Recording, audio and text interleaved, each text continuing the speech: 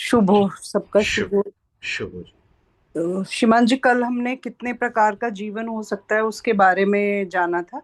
जी तो उसके 5 प्रकार थे: भ्रमित जीवन, सामान्य जीवन, ज्ञान युक्त जीवन, उच्च जीवन और देव जीवन। जी। फिर हर एक के बारे में विस्तार से चर्चा हुई थी, आपने हम्म, बताया था। तो भ्रमित जीवन में ये बोला था कि वो मनुष्य हमेशा भ्रम में रहता है और अपने आंतरिक द्वंद्व और अपनी कुंठा, अपने भ्रम के कारण वो सामाजिक जो नियम है और कानून है उनको नकार देता है, उनका पालन नहीं करता है। जी जी। उसको वो बेड़ियां लगते हैं और उसका जो मन का शोर है वो मर्यादा की सीमा को भी लांघ देता है और इसीलिए वो इतने गलत कार्य भी करता है। उसको जी सही गलत की परिभाषा ठीक से नहीं पता है, भेद नहीं पता है, और वो अपने जो कार्य हैं, उसके गलत काम है, उनके परिणाम भी वो देख नहीं पाता है जी। जी बेसिकली। तो वो मनुष्य अपना भी नुकसान करता है, दूसरों का भी नुकसान करता है और उसको ये पता ही नहीं है। जी। उसके बाद सामान्य जीवन था। तो उसमें वो नियमों और सीमाओं को मानता है, बिकॉज वो, उसको लगता है कि वो उसके सुख के लिए हैं, उसके भले के लिए है, इसलिए वो उनको मानता है। वो मैं, मेरा परिवार और उसी में केंद्रित रहता है। तो उसका मुख्य उद्देश्य जो है वो शिक्षा, करियर, परिवार और उसकी सामाजिक प्रतिष्ठा रहता है। जी। और अगर वो किसी की हेल्प करता है तो उसकी एक्सपेक्टेशन रहती है कि उसको भी रिटर्न में हेल्प मिलेगी, और वो इसीलिए काम करता है। और जी जो भी संसाधन है समाज में, वो सिर्फ उनका उपभोग करता है बेसिकली, जी। और बदले में रिटर्न में कुछ नहीं देता है। हम्म, और तीसरा ज्ञान युक्त जीवन था, जिसमें वो जीवन की समझ लेता है और जो चारों तरफ होने वाली घटनाएं हैं उनसे सीखने की कोशिश करता है, सीखता है। उसको ये भी समझ में आता है कि जो संसाधनों से युक्त जीवन है वही मुख्य नहीं है। उसे बाकी नियम, जो प्रकृति के नियम है, उनको भी समझना रहेगा। और जो उसकी लाइक मिथ्स हैं, मान्यताएं हैं, पुराने टाइम से वो मानता आ रहा है, वो उनको परखने की कोशिश भी करता है। और गलत लगती है तो उनको बदलना या छोड़ने के लिए भी तैयार रहता है, अगर वो जीवन के विकास में बाधा है तो वो जी। जागरूक हो जाता है बेसिकली। और हम्म, वो अपना जो 5 प्रकार हैं, शारीरिक, मानसिक, आर्थिक, फिर पारिवारिक और आध्यात्मिक, उसमें बैलेंस बनाने की कोशिश करता है जी। बेसिकली। हम्म, और वो उच्च भावों में रहता है। तो जी। ये उच्च जीवन हो गया। एंड फिर उसके बाद में वो उच्च जीवन वाला व्यक्ति जो है वो अपने जीवन को प्रकृति के लिए वरदान भी बनाता है, बिकॉज वो अच्छा करता है जो प्रकृति के हित में हो, जो विकास क्रम में सहायता करे। जी तो जी। वो खुद से निकल के, स्वयं से निकल के वो दूसरों की मदद करता है, पर के लिए भी जीने की कोशिश करता है, और जिसमें चारों जगत ही आ जाते हैं बेसिकली। जी बढ़िया। हम्म। एंड फिर लास्ट में तो देव जीवन है। हम्म। तो उसमें फिर पूर्णांग देव शक्तियों के विकसित होने से जो, वही हमने मनुष्य में जो परम सुंदर वे सर्वोच्च जीवन की उत्पत्ति होती है। जी जी। यहाँ पे हमने ब्रेक दिया था कि हम फिर से डिस्कस करेंगे और रिवीजन जी करेंगे जी। जी। बेसिकली। ठीक है, बढ़िया। बढ़िया, आपने अच्छा रिवीजन करा दिया सभी को। अ, और कोई प्रश्न किसी का निकल रहा है?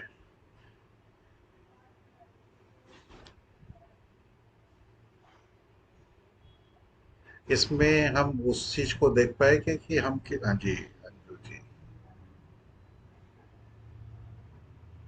जी मैम, आप अनम्यूट कर सकते हैं।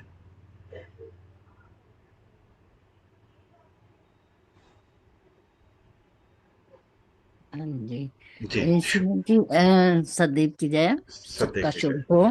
शुभ। आपने बहुत अच्छे से कल भी करवा दिया था, अदिति जी ने भी बहुत अच्छे से रिवीजन करवा दिया।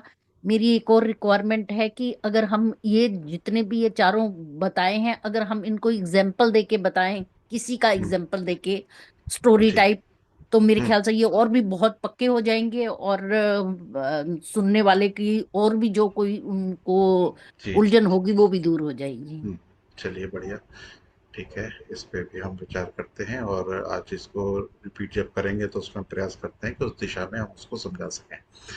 ठीक है, और कुछ आपका इसमें क्वेश्चन? हाँ जी श्रीमान जी, मेरे को तो ठीक है, जो आपने जी, बताया था, ठीक, इन्होंने बताया ठीक, था, मैं ठीक। इससे एग्री हूँ। हाँ जी, जी। जी, धन्यवाद। जी। और कोई और कोई जन?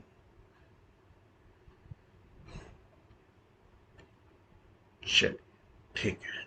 तो हम इस विषय को दोबारा से शुरू से 10 मिनट में इसको रिवीजन के रूप में लेते हैं और प्रयास करते हैं कि जो सारे जीवन है उसको हम समझ सकें। क्योंकि मुख्य क्या है, जो इस वर्कशॉप का जो उद्देश्य है कि हम भ्रमित जीवन और जो दूसरा जीवन था हमारा सामान्य जीवन, इससे निकलकर उच्च जीवन की तरफ जा सके। क्योंकि भगवान देवात्मा जी का जो मुख्य प्रयास था कि प्रत्येक मनुष्य को उच्च जीवन को जानकर उसको जीना ही मुख्य उद्देश्य है। इस धरती में अगर सब शुभ की अवस्था आएगी तो उसका मूल बिंदु वही है कि उच्च जीवन को समझना और उसके आधार पर जीवन जीना। इसलिए हमें वर्तमान अवस्था में हम कहाँ खड़े हैं इसको देखना बहुत जरूरी है। तो आज क्योंकि हम शामिल हैं इसलिए हम खुद को देख रहे हैं, लेकिन जब इसी प्रोग्राम को मेरे माध्यम से जब कोई हम चीज समझ जाते हैं तो उसको समझाना आसान होता है। तो आज हम सब समझने के प्रयास में हैं। आज मैं भी समझने के प्रयास में हूं और आप सब भी समझने के ही प्रयास में हैं कि हम जीवन को और बेहतर तरीके से समझ सकें कि आज मैं वर्तमान में कहाँ खड़ा हूँ और उस जहां पे खड़ा हूं वहां से मैं आगे की तरफ बढ़ूं, मैं पीछे की तरफ ना आऊं। तो जब मैं आगे की तरफ बढ़ता जाऊंगा तो ये जीवन मेरे लिए और विशेष होता जाएगा। तो इसी प्रयास में हम आज इस पीपीटी को दोबारा से शुरू से एक बार देखते हैं कि कितनी चीजों को हम देख चुके हैं और कहाँ हमें उस समझ को और खोलने की जरूरत है। और देखिए, एक और विशेष बात आपको बताना भूल गया कि ये प्रयास जो चल रहे हैं ना, ये सब सीखने के ही चल रहे हैं। आज ही जैसे हमारे ही किसी श्रोता के द्वारा विचार आया कि इस नाम में हमें कुछ परिवर्तन करना चाहिए। जो हमने नाम सोचा था मुझ में उच्च जीवन का विकास, तो इसमें कुछ परिवर्तन करना चाहिए। उन्होंने एक राय भी दी और उसको राय को हमने समझा और हमने देखा कि इस जो वर्कशॉप का उद्देश्य तो यही है कि हमें उच्च जीवन मिलना है, यानी उच्च जीवन जो एक मंजिल है हमारी, हम उस दिशा की ओर चल रहे हैं। तो इसका नाम उनके द्वारा भी सजेशन में आया तो और उसको सहमति भी मिली कि आज से इसका नाम उच्च जीवन की ओर है। हम सब उच्च जीवन की ओर जा रहे हैं। हम जिस भी अवस्था में हैं उससे हमारा प्रयास उच्च जीवन की ओर जाने का है। और निरंतरता से हम इसमें जब अभ्यास करते हैं हम देखते हैं कि हम लक्ष्य के नजदीक जाते जा रहे हैं। और जिस दिन लक्ष्य हमें मिल जाता है तो वो जीवन हमारे लिए सुखदायी हो जाता है। हम उन सब समस्याओं से बाहर निकल जाते हैं जिन समस्याओं में आज हम ग्रसित हैं या पूरा समाज ग्रसित है। क्योंकि आज हमारे समझ जाने से हम दूसरों को समझा पाते हैं। क्योंकि आज हम समाज में उपस्थित हैं अपने बच्चों के लिए, आसपास की जो भी समाज है, जो वातावरण है, उसमें हम उसमें कुछ नई किरण डाल सकते हैं, कोई नया विचार डाल सकते हैं। तो आज हम इसको उस रूप में दोबारा देखने का प्रयास करते हैं। कुछ चीजों में थोड़ा सा बदलाव किया गया है, उसको भी समझते हैं कि क्यों बदलाव किया गया है। तो मैं स्क्रीन शेयर करता हूँ। सभी उस पर ध्यान से देखेंगे और सभी ने मेरे ख्याल से कॉपी बना के चल रहे होंगे। और क्योंकि कॉपी मुख्य है इसके लिए,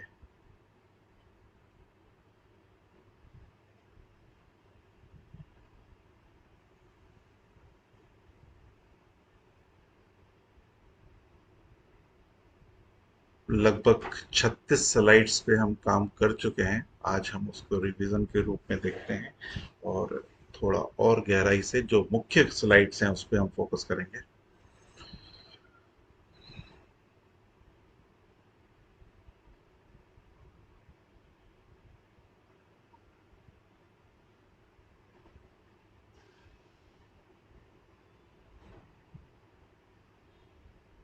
ये हमारी सबसे पहली स्लाइड थी जिसमें हमने ये जाना था कि हमारा परम सौभाग्य है कि इस शिक्षा को जानने का हमें मौका मिल रहा है। फिर उसके बाद हमने कृतज्ञता व्यक्त की थी और कृतज्ञता हर उस जन के लिए जो ये समझ हम तक पहुंचाने के लिए माध्यम बन रहा है। वो पूरी टीम, वो पूरा संघ, इसमें आप भी शामिल हैं, मैं भी शामिल हूं और सब सब सहकारी शक्तियां सब शामिल हैं। क्योंकि ये कहीं ना कहीं से हमें सहयोग मिल रहा है जिसको हम जान पा रहे हैं, जिसको हम समझ पा रहे हैं। तो हमेशा हमें कृतज्ञ रहना है। प्लस ये वर्कशॉप जो समर्पित है वो उस संभावनाओं के लिए है जिसको तलाश कर रहा है। ये नेचर संभावनाओं को तलाश कर रहा है कि किस दिन उस समझ के साथ जीना हो जाए जिसमें सबका शुभ शामिल हो। फिर भगवान देवात्मा का परिचय हमने जाना, और किस प्रकार उन्होंने हमारे लिए सारी तप किए। फिर वर्तमान संभावित समस्याओं को हमने जाना और अपने जीवन को भी देखने का प्रयास किया हमने। हम सब ने अपने अपने लेवल पे अपनी कॉपियों में वर्तमान समस्याएं लिखी होंगी। हम सब क्योंकि जीवन जी रहे हैं, कुछ ना कुछ समस्याएं सभी के जीवन में रहती हैं, और वही समस्याएं हमें आगे के लिए जगाती हैं। फिर उसके बाद हमने नियमों को जाना, और नियमों में आपने देखा होगा अभी हमने यूट्यूब लिंक नहीं डाला, क्योंकि जब बार बार सुनना होता है ना, रिकॉर्डिंग को सुनना होता है, तो उसमें समझ में आता है कि गलतियां हमसे भी होती हैं, समझ को हम भी जान रहे हैं, तो कुछ चीजों में परिवर्तन हो रहा है, इसलिए अभी उन चीजों को नहीं डाला। तो आज हम आगे बढ़ते हैं। डायरी, पेन, कॉपी, इस सब का हमें रेगुलर इस्तेमाल करना चाहिए, क्योंकि अगर हमें इसका लाभ लेना है तो हम इन सब बातों को जानकर आगे बढ़े। मैं श्रीमान जी को एक बार अनम्यूट करता हूँ, वो कुछ कहना चाह रहे हैं। जी शुभ। हाँ, इससे पहली स्लाइड पे चलें, थोड़ा उस पर चर्चा कर लें मेरे विचार जी में। एग्जाम्पल की बात हो रही थी, उदाहरण के रूप में। तो मैं समझता हूँ कि इसको भी हम, ये बीच में ब्लॉक क्या आ रहा है, ये आप इसमें हम अपना अपना डायरी में नोट कर सकते हैं कि इसके अलावा समस्याएं हमारे पास खुद के जीवन में क्या लगती हैं, और हमारे जो संबंधी हैं, रिलेशंस हैं, पड़ोस में हैं, जानकार हैं, उनके लाइफ में भी क्या समस्याएं दिख रही हैं। मुझे तो ये लगता है कि ये बहुत रेलेवेंट है कि इंसान के पास चाहे जॉब है तब भी उसका मन अशांत है, और नहीं है तो अशांत है ही, और जिसके पास कुछ नहीं है वो भी तनाव में है, और जिस पे बहुत कुछ हो गया इकट्ठा वो भी तनाव में है। तो ये कॉमन पॉइंट्स हैं सोसाइटी में जो प्रिवेल करते हैं, उनका सोल्यूशन हमें ढूंढना है।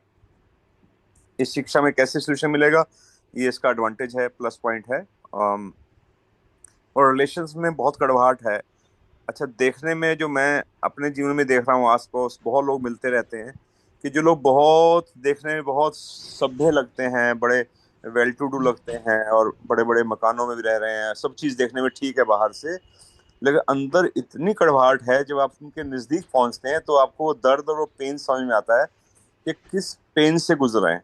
मेरे पास कई लोग ऐसे भी बात करने आ जाते हैं, बता जाते हैं कि बस अपने तक रखिएगा। डेफिनेटली मैं उनका नाम नहीं बता सकता, लेकिन रेफरेंस के लिए, समझाने के लिए कह सकता हूँ कि वो इतनी बड़ी बड़ी बातें करते हैं घर के बारे में। मैं कहता हूँ बेटे से बात कर लीजिए, कहते नहीं मैं उससे बात नहीं कर सकता, मैं सिर्फ लिख के विल छोड़ सकता हूँ। मतलब कितनी, मतलब इतना कुछ करने का जिंदगी निकाल दी आपने। एक बच्चा है, उससे आप बात नहीं कर पा रहे। आपके पास एक बेटी है, उससे बात नहीं बता पा रहे दिल की अपने। तो कितनी सफोकेशन है हृदयों में कि उस संबंधों में वो मेल, वो अपनापन, वो कम्युनिकेशन का अभाव है। और एक डर, नकारात्मक जो दृष्टिकोण रहता है कि हर चीज में नेगेटिव सोचना, नुकसान की बात, और भय, भय मुक्त नहीं है हृदय। और एक ये जो पॉइंट है, तृप्ति का भाव, कि है बहुत कुछ, पद भी है, धन भी है, संतान भी है, परिवार भी है, बाहर की चीजें भी हैं, लेकिन मन खुश नहीं है, खालीपन अभी गया नहीं है। ये बहुत कॉमन चीज है। मैं एक बार, कई बार इसका जिक्र भी किया है। मैसर हैं सब समा खुश रहने के, खुश रहना भी आए जरूरी तो नहीं। मैसर is the Urdu word which says उपलब्ध, available. You have all the things, material things. मैसर हैं सब समा, चीजें, रिलेशंस और वस्तुएं और पदार्थ और सामान, चीजें इकट्ठी कर ली चारों तरफ, जिनसे मुझे उम्मीद थी कि मैं खुश हो जाऊंगा, जिंदगी निकल गई इसमें। और जब वो चीजें इकट्ठी हो गई, उसमें उम्र भी निकल गई बहुत हद तक, और फिर पता चला खुश तो मैं अभी भी नहीं हुआ। तो कहीं कोई वो दिशा भ्रम है। और फिर जिस चीज में सुख मिलता है वो सुख टेम्परेरी है, फिर खालीपन, फिर दूसरा सुख चाहिए, मतलब टिकाव नहीं हो रहा। ये कॉमन समस्याएं हैं। अब इसके अलावा भी अगर आपके पास हैं तो वीड लाइक टू डिस्कस। हम जानना चाहेंगे कि इसके अलावा भी कुछ समस्याएं हैं हमारे अपने जीवन में, जो हम समाज में देखते हैं। क्योंकि उन सब समस्याओं को लिखना एक हमारा फर्ज बनता है, जब हम देवात्मा दर्शन को समझ रहे हैं, कि उन समस्याओं का इस दर्शन में हल क्या है। ये हम विचार से, समझ से आगे बढ़ना चाहते हैं। मैं समझता हूँ मेरी बात पहुंच पाई होगी कि हमें इसको ढूंढना है। क्या यही समस्याएं मुख्य हैं? इसमें जो हमारी समस्याएं या हमारे आसपास की दुनिया की समस्याएं वो कवर हो रही हैं, या कुछ और समस्या भी हमारे जहन में या हमारी नोटिस में अपनी या किसी और की आ रही है? शुभ हो। मैं समझता हूँ ये थोड़ा एग्जाम्पल से और क्लियर हुआ होगा। ये कॉमन चीजें हैं जो चारों तरफ अगर आपके साथ लोग दिल खोलते हैं या आप किसी की लाइफ में थोड़ा सा इंटरेस्ट लेना शुरू करते हैं, तो आपको ये कॉमन चीजें अपने यहाँ अड़ोस पड़ोस में, रिश्तेदारी में, आसपास जहां भी आप देखेंगे, जितना आपका दायरा है, ये कॉमन प्रॉब्लम्स मिलेंगी चारों तरफ। शुभ हो। जी, बट जी, अंजू बहन जी, आपको मैं नोट कर रहा हूँ।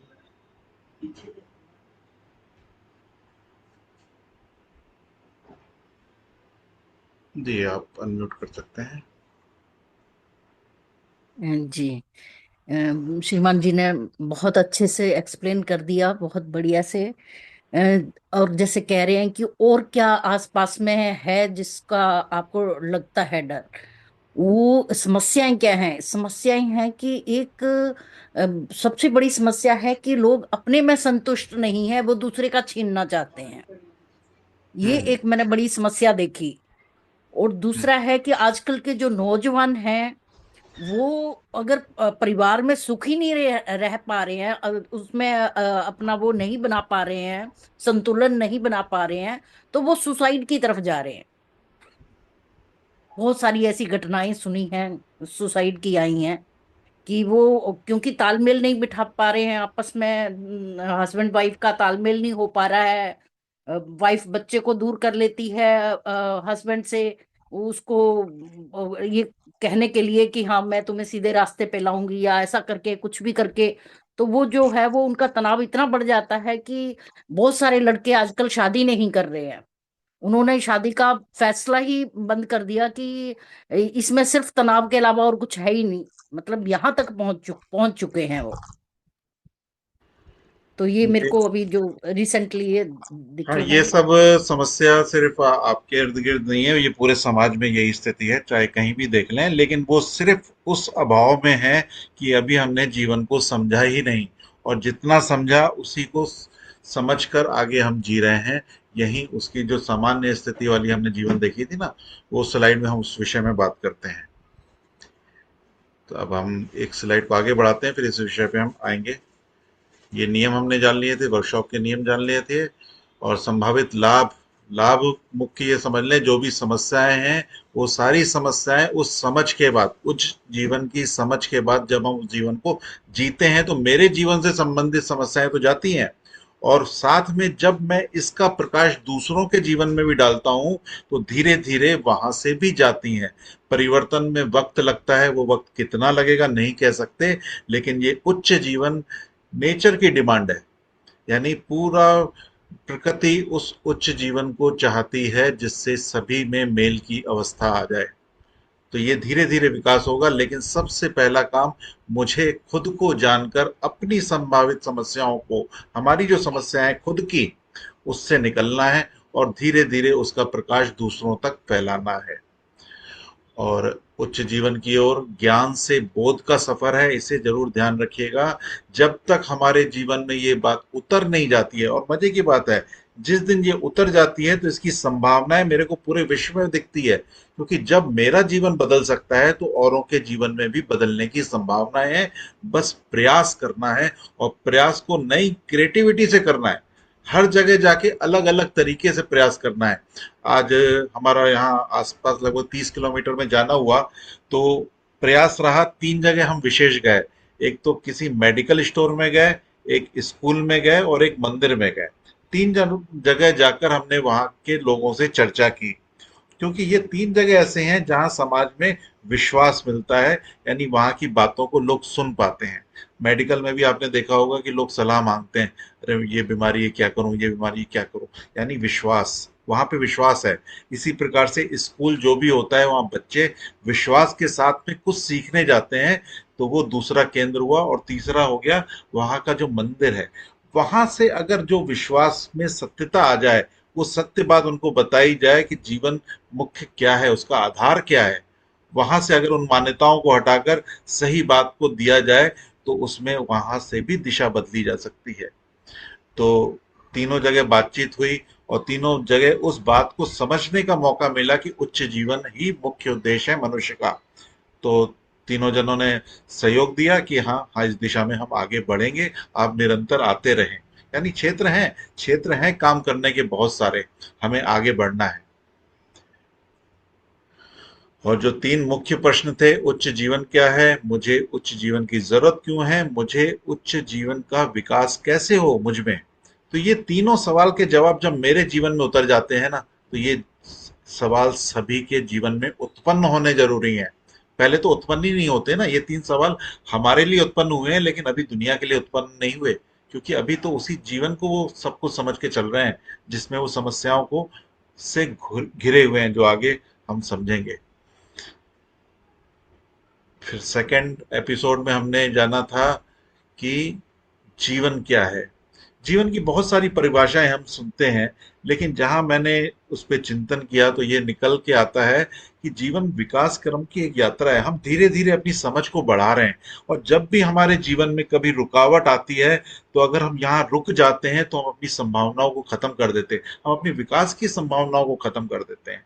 हमें उस जगह पर सोचना है कि आज की तारीख में मेरे को कौन सी ऐसी समझ में कमी है जिसमें मैं अपने जीवन को विशेष कर सकता हूँ, अपने जीवन को सबके शुभ के लिए लगा सकता हूँ जिसमें मेरा भी शुभ शामिल है।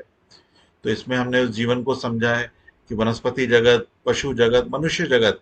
तो सबसे पहले जो शुरुआत होती है जिंदा रहने की होती है, सबकी जिंदा रहने की होती है, लेकिन वनस्पति जगत और पशु जगत जिंदा रहने के अलावा कुछ नहीं सोच सकता। लेकिन मनुष्य जगत ऐसा है जिसमें बुद्धि का विकास हुआ है, उसको समझ की शक्ति मिली है, तो वो अपने जीवन को और बेहतर की तरफ ले जा सकता है। लेकिन आज की तारीख में हम देखते हैं कि मनुष्य जगत उसी जिंदा रहने के प्रयास में लगा हुआ है कि मेरे को सब सुविधाएं मिल जाए, सब सुख मिल जाए। वो उस दिशा में आगे बढ़े कि मेरे साथ बाकी जनों का भी भला हो, मैं सबके शुभ की चाह सकूं, वो जिज्ञासा हमारी तरफ बढ़े। मैं श्रीमान जी को अनम्यूट करता हूं, वो कुछ बोलना चाहेंगे।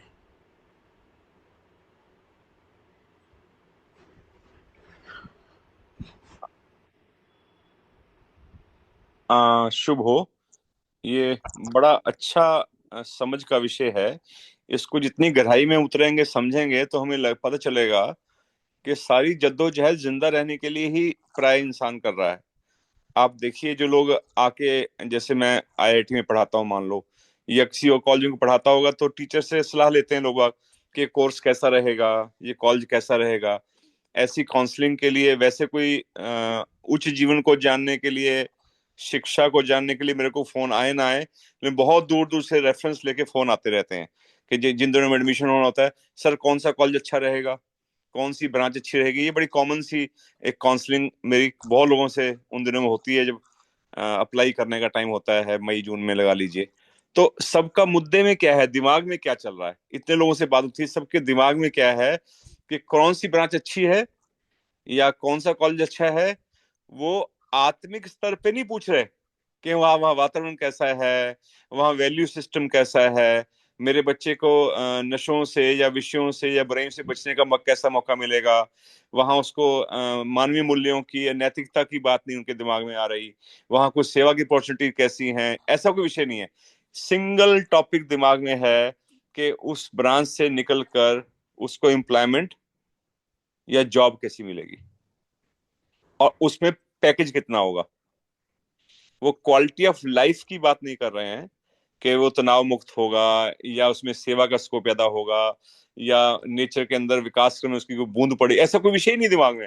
सिंपल फोकस काहे के लिए है कि वो उस पर धन कितना आएगा, पैकेज कितना होगा, और पेरेंट्स के पास कितना इकट्ठा हो जाए नेक्स्ट जनरेशन के लिए। फिर वही सोच रहे हैं, एक कॉमन वरी रहती है कि मेरे बाद मेरे बच्चों का क्या होगा, किस लिहाज से, करेक्टर के लिहाज से, वैल्यूज के लिहाज से, सेवा परोपकार के लिहाज से, या उच्च जीवन के लिहाज से। नहीं, सर्वाइवल के लिहाज से कि इस दुनिया में इतना कंपटीशन है, इतनी मारामारी है, मैंने तो अपनी लड़ाई लड़ ली जैसे कैसे, आने वाले समय में मैं बच्चे कुछ ऐसा पढ़ा जाऊं, ऐसा सिखा जाऊं, ऐसा बिजनेस सेट कर जाऊं, इतने मकान बना के दे जाऊं, इतनी इनकम क्रिएट कर दूं ताकि ये सरवाइव कर पाए। किस लेवल पर?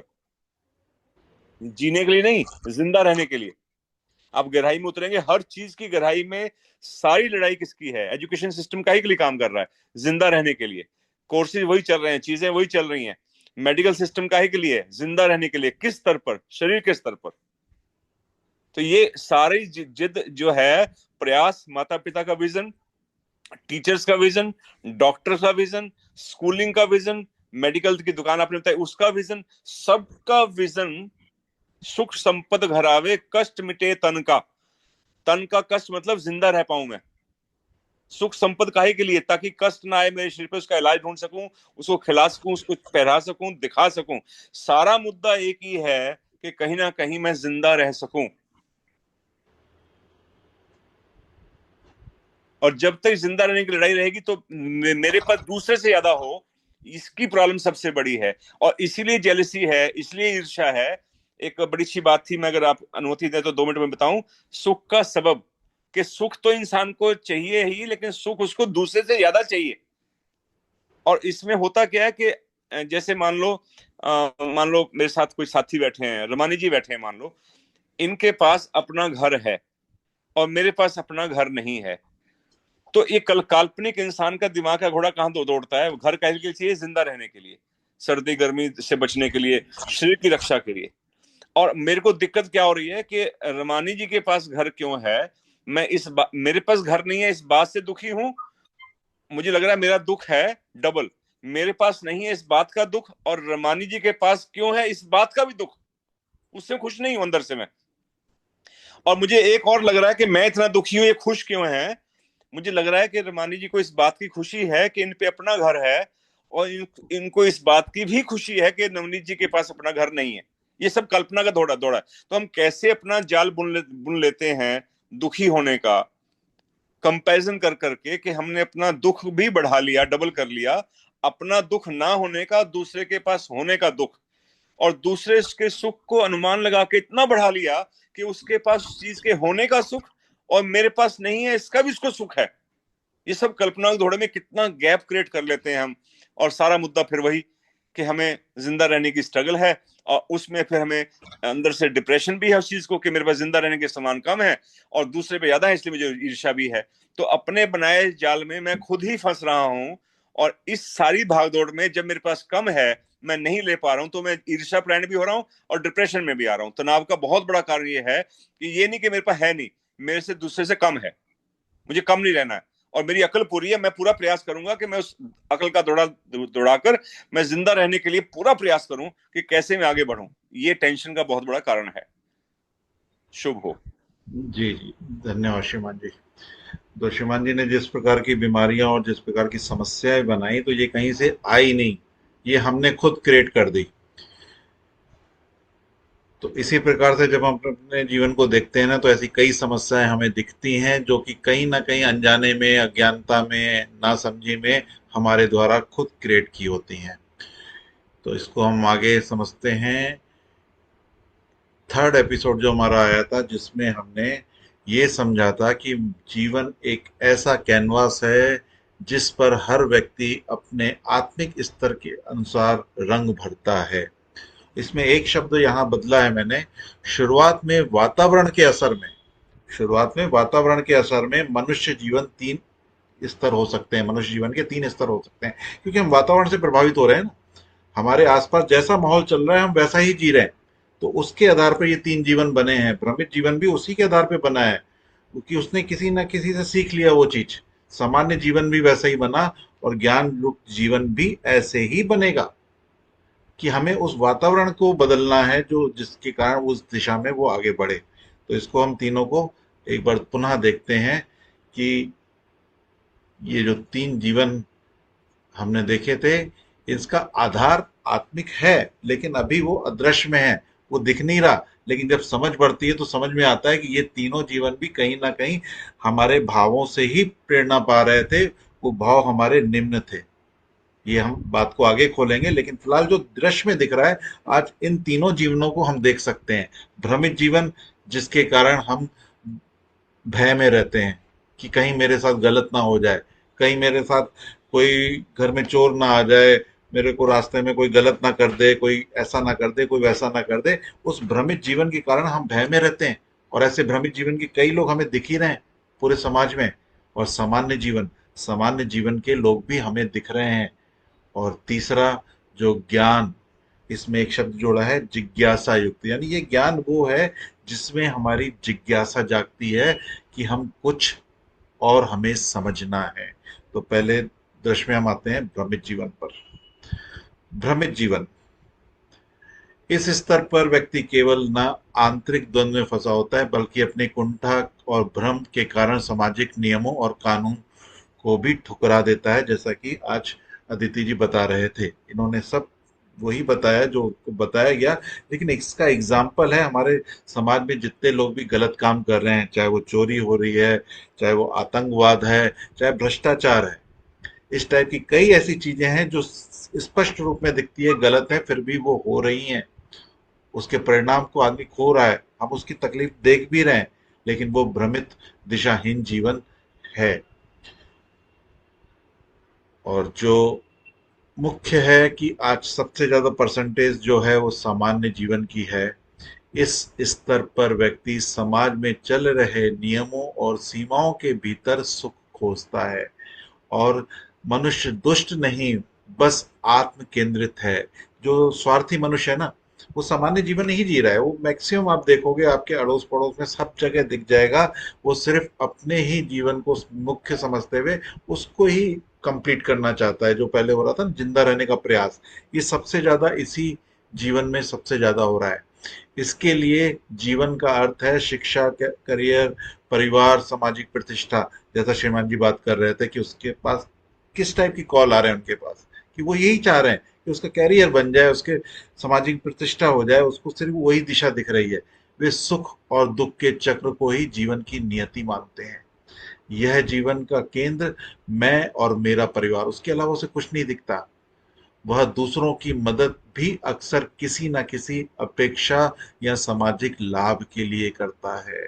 यहाँ भी देखिएगा, अधिकतर जो सेवाएं हो रही है ना, उसमें मैक्सिमम लोगों का होता है कि इसमें मेरा नाम हो जाए। कभी निस्वार्थ सेवा का भाव नहीं आता कि मैं सेवा तो कर रहा हूँ, कोई ना देखे। वह कानून नहीं तोड़ता, वो कानून नहीं तोड़ रहा है, वो भ्रमित जीवन की तरह आपको कोई ऐसा नहीं दिखेगा कि वो गलत है, पर बुराई करता नहीं है, लेकिन अपनी चुप्पी और स्वार्थ से अनजाने में उसे बढ़ावा दे देता है। किस प्रकार से बढ़ावा दे देता है कि सभी तो कर रहे हैं तो मैं भी कर लेता हूँ। आज कोई भी दुकानदार आप ले लो, तो वो मिलावट की चीज बेच रहा है। उसको मालूम भी है कि मैं गलत बेच रहा हूँ, लेकिन क्योंकि पूरा मार्केट ही इसी है, अगर उसको किसी से रेट का कंपटीशन करना है तो हर जगह अगर मिलावट का सामान सस्ता बिक रहा है तो उसको भी मजबूरन वो करना पड़ता है। और बोलता है ठीक है यही तरीका है, तो इसी आधार पे वो जीने लगता है। तो वो, उसकी सबसे बड़ी हानि यह होती है कि वो अपनी आने वाली पीढ़ियों को भी यही चीज छोड़ के चला जाता है। क्योंकि देखता तो वही है ना, घर में जो भी बच्चा आएगा जो उसकी सीट वापस लेने वाला है, तो उसने देखा है कि पापा ऐसा करते थे, हमें भी ऐसा ही करना है। तो वो चीज निरंतरता से आगे चलती जाती है और समाज बदलने की अवस्था में नहीं जाता, और धीरे धीरे और विकास नहीं, विनाश की तरफ चला जाता है। आज जो हमारा भय घटा है कि बढ़ा है, लेकिन ज्ञान तो बढ़ा है, पढ़े लिखे लोग बढ़ गए, लेकिन फिर भी हमारा भय भी बढ़ गया। यानी जो हमारी पढ़ाई लिखाई है वो सत्य पर आधारित नहीं है, नेचर के नियमों पर आधारित नहीं है। और इसमें सबसे नीचे वाली लाइन देखिए, वह अपने को गलत नहीं मानता। क्योंकि हर जगह एक हो रहा है ना, वो गलत नहीं मानता। आज मैं भी कई मित्रों के बीच में खड़ा होता हूँ, तो अगर वो सब लोग कुछ ना कुछ गलत नशा कर रहे हैं, तो वो अपने को सही समझते हैं और मेरे को बोलते हैं अरे आप नहीं करते क्या। यानी सही भी गलत हो जाता है और वो सब गलत सही हो जाते हैं कि उसकी संख्या बढ़ गई। आज सामान्य जीवन सबसे अधिक मात्रा में है, सबसे अधिक मात्रा में है। और इसी जीवन में जो समस्याएं हैं, जो आजकल ग्लोबल वार्मिंग और फैमिली वार्निंग जो चल रही है, परिवारों में जो मेल की जो समस्याएं हम देख रहे थे, वो सिर्फ उस सामान्य जीवन में ही ज्यादा है। तो हमें यही बस परखना है कि क्या इस सामान्य जीवन में हम रुके हुए हैं या कुछ अब हमें आगे सोचने की जरूरत है। अगर हम सामान्य जीवन में रुके हुए हैं तो इन्हीं समस्याओं, इन्हीं उलझनों के साथ हम आगे बढ़ते रहेंगे। जैसे बहन जी बता रहे थे, कई लोग सुसाइड कर लेते हैं, सब कुछ है उनके पास, सब कुछ है, लेकिन फिर भी परिवार के छोटे छोटे कलह उनको इस दिशा में धकेल देते हैं कि वो जीवन का साथ छोड़ देते हैं। जो एक सुनहरा जीवन एक वरदान के रूप में हमें मिला है, उसका साथ छोड़ देते हैं। सिर्फ उस समझ की जरूरत है, वहां उसको रुकना नहीं है, वहां उसको निराश नहीं होना। उसको सिर्फ ये देखना है कि मुझे क्या समझना बाकी है, जो मैं अपने को जांच पाऊं, मैं अपने को देख पाऊं कि मैं कौन हूं। ये प्रश्न उसको उस समय पूछना है जब उस समस्याओं से वो घिरा हुआ है। उस समस्याओं से घिरने पर उसे निराश नहीं होना, उसे आगे बढ़ने के लिए तैयार होना है। तो ये जब शिक्षा, ये समझ जब लोगों को मालूम पड़ेगी कि मैं तो सामान्य जीवन जी रहा हूँ, लेकिन सामान्य जीवन जी रहे हो तभी तो इतनी सारी समस्याएं हैं तुम्हारे पास। उन समस्याओं को काट के निकलना है, वो आगे का अवस्था है। और ये अवस्था आती है जब वो अपनी समस्याओं को देखने के बाद ज्ञान यानी जिज्ञासा युक्त, श्रीमान जी भी बताते हैं ना कि ज्ञान की पहली सीढ़ी क्या है, कि उसको ये मालूम पड़ जाए कि मुझे और कुछ भी जानना बाकी है, मैं सब कुछ जाना हुआ नहीं हूँ, मेरे को और भी कुछ जानना है। ना तो अधिकतर लोग इसीलिए कंफ्यूज हैं, अरे मेरे को तो सब कुछ मालूम है, इसके आगे मैं क्या जानूं। लेकिन जब वो ये जानता है, मेरे साथ भी ऐसा हुआ है, जब भी मैंने अपने जीवन में इस तरफ कदम रखा तो मैं काफी अपने में कॉन्फिडेंट था कि मुझे तो सब मालूम है। लेकिन फिर जब धीरे धीरे सत्य को जाना, इस जीवन को जाना, तो मेरे को समझ में आया कि कुछ भी सही नहीं है।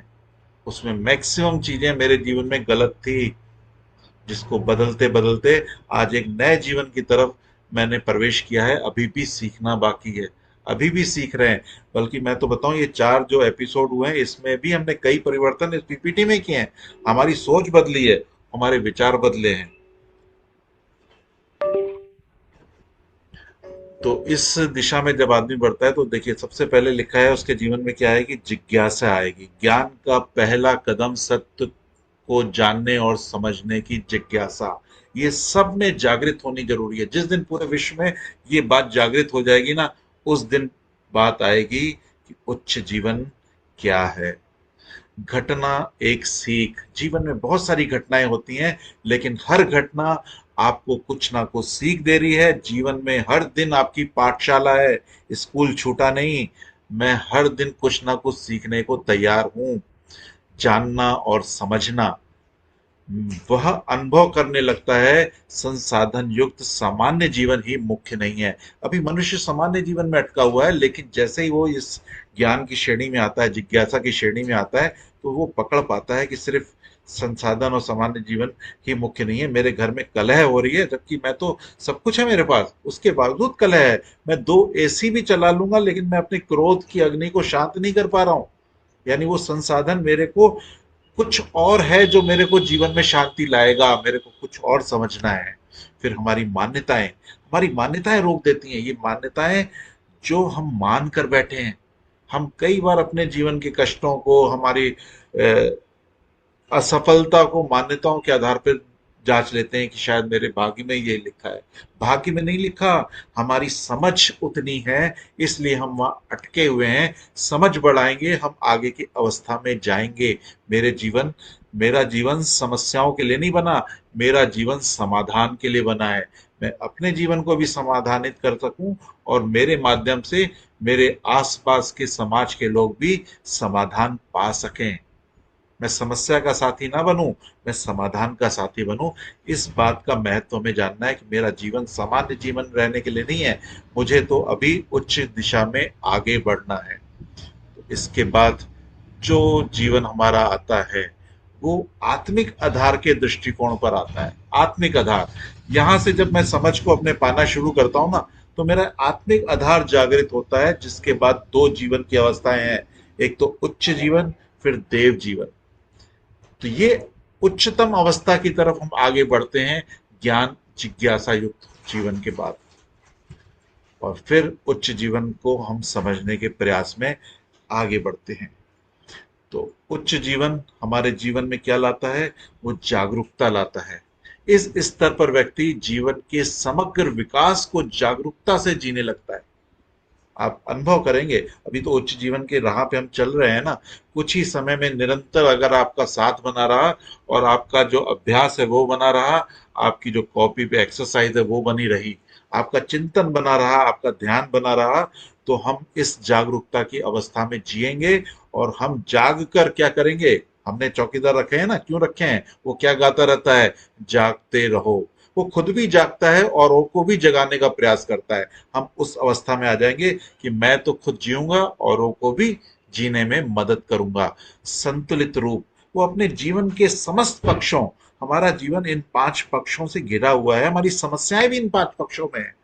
लेकिन हम उन समस्याओं के कारण, एक समस्या के कारण बाकी सारे में असंतुलित हो जाते हैं, संतुलन बिगाड़ देते हैं। हम खुद जा सकते हैं, मेरा शरीर बीमार होगा, मेरे तनाव के शब्द निकलेंगे, मेरे को क्रोध आएगा, मेरा आर्थिक नुकसान भी होगा, परिवार में भी डिस्प्यूट्स होंगे।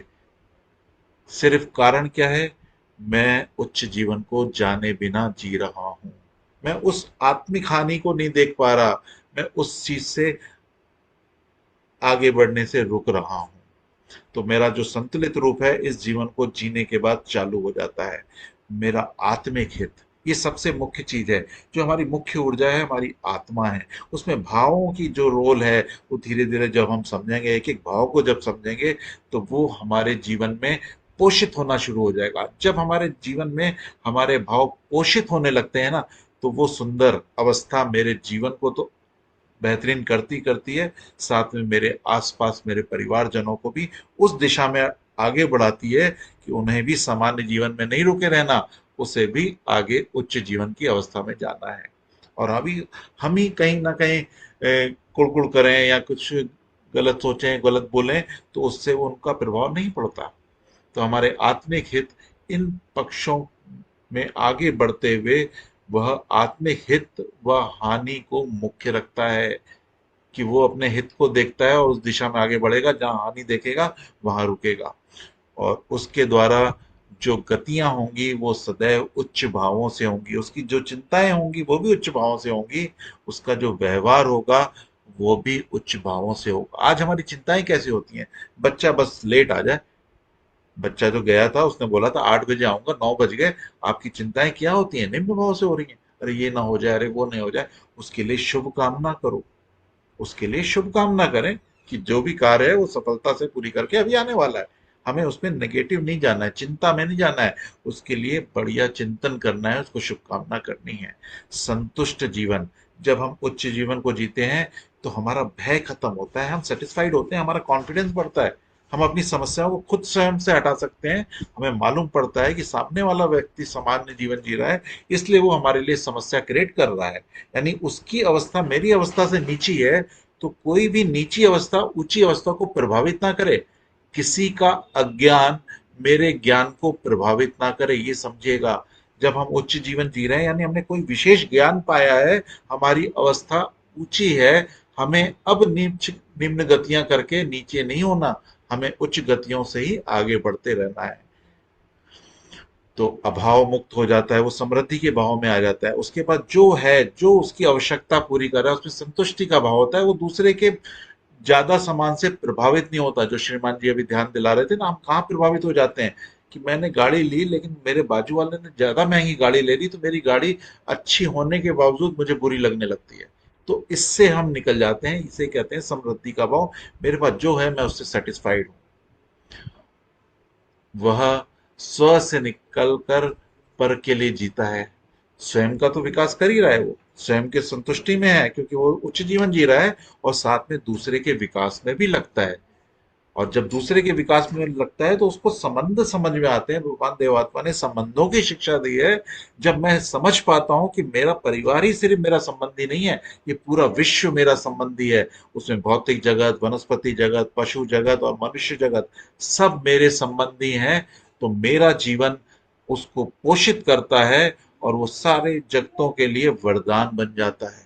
यानी सोचिए, ये छोटी सी शिक्षा, महत्वपूर्ण शिक्षा मेरे जीवन को एक वरदान के रूप में बना देती है कि मैं पूरे विश्व के लिए वरदान बन गया।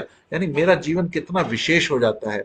ये गुरुदेवात्मा की देन है, जो इस शिक्षा को हम तक पहुंचाने के प्रयास में वो निरंतर लगे रहे और निरंतर लगे रहेंगे। और इसमें हम सब अपने जीवन को बदलते हुए हम भी उस मिशन में साथ हैं। क्योंकि होता ऐसा ही है, मैं जैसा जीवन जीता हूं मेरे बच्चे उसको देखते हैं और वो भी उसी दिशा में चलने के लिए प्रयासरत हो जाते हैं।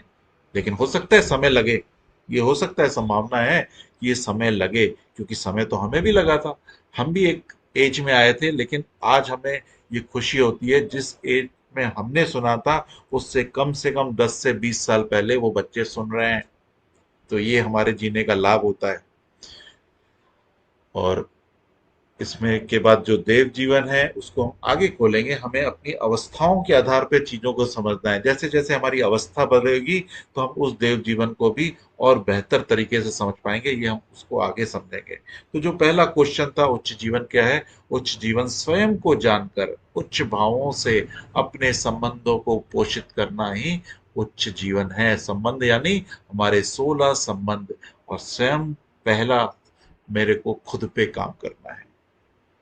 मुझे उच्च जीवन की जरूरत क्यों है? हम सब देख सकते हैं कि उच्च जीवन में कितनी संभावनाएं हैं मेरे को वरदान बनने की। कौन नहीं चाहेगा कि मैं वरदान बन जाऊं, अपने परिवार के लिए वरदान बन जाऊं, अपने समाज के लिए वरदान बन जाऊं, अपने देश के लिए वरदान बन जाऊं, अपने विश्व के लिए वरदान बन जाऊं। तो मेरा जीवन ऐसे निखरे कि मैं सबके लिए वरदान बनूं।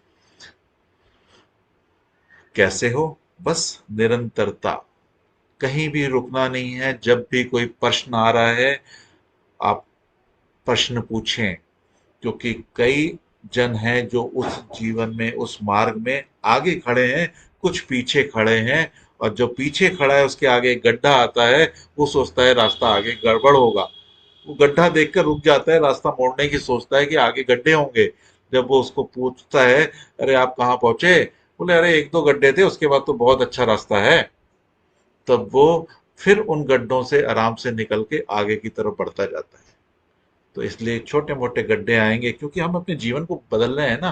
तो स्वाभाविक है, जिन सुखों में हम लगे थे आज उन सुखों से निकलना पड़ेगा, क्योंकि उन सुखों में शुभ नहीं है। इसको हम बाद में समझेंगे कि शुभ और सुख में क्या अंतर है, और उससे हम और स्पष्ट कर पाएंगे कि हमारा जीवन किन सुखों में अटका है जिसके कारण हमारा विकास नहीं हो रहा।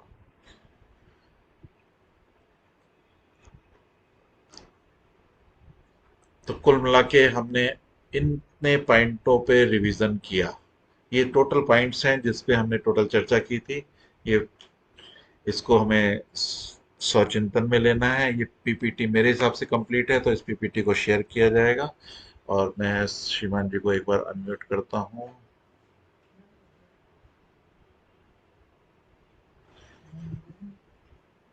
हाँ, बस मैं तो, समय हो गया है, अधिक समय नहीं लेना।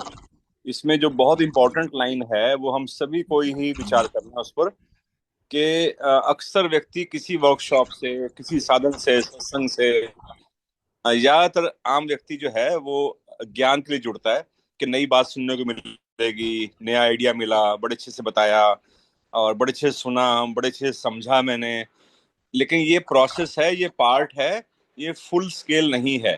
इसमें बहुत जरूरी है, ये ऊपर लाइन लिखी हुई है स्लाइड में, सुनना या पढ़ना एक ही बात है, पढ़ लिया या सुन लिया, उस बात को समझना। इसलिए यूट्यूब पे जहां भी चीजें रखी हुई हैं ये आपको उपलब्ध हैं, इसको बार बार सुनना है ताकि समझ के लेवल तक आना है। आपस में डिस्कस कर सकते हैं आप किसी धर्म साथी से जिससे कंफर्टेबल हो, उससे बात करके कि इसमें इसका क्या मतलब है। समझना बहुत जरूरी है।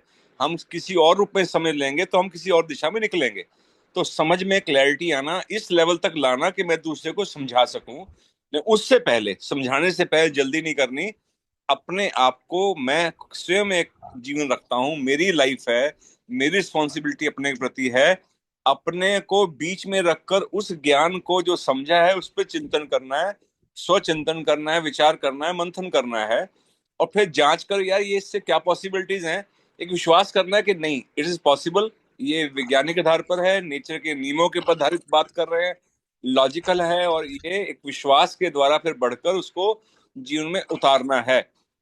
इसलिए लिखा था ज्ञान से बोध तक की यात्रा। ये सफर है जो बोध तक पहुंचना है। इन बिटवीन जब हम रुक जाते हैं, बहुत से लोग रुक जाते हैं, किसी ज्ञान को भी सुनने, सुनाने, समझने तक रुक जाते हैं।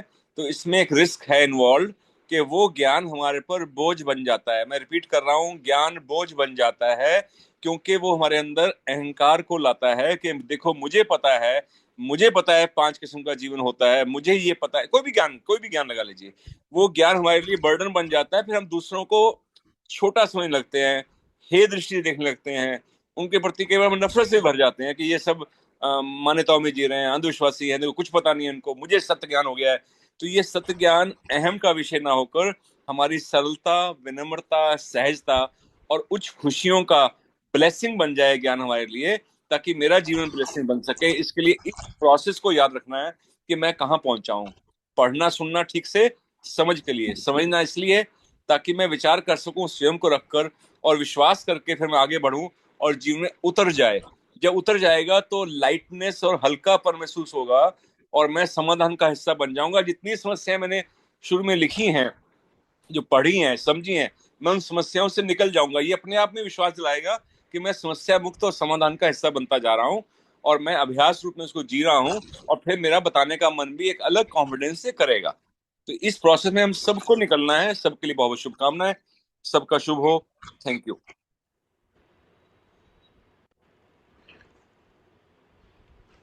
आज का सत्र यहीं समाप्त होता है और कल से हमारी यात्रा उच्च जीवन की ओर शुरू होगी।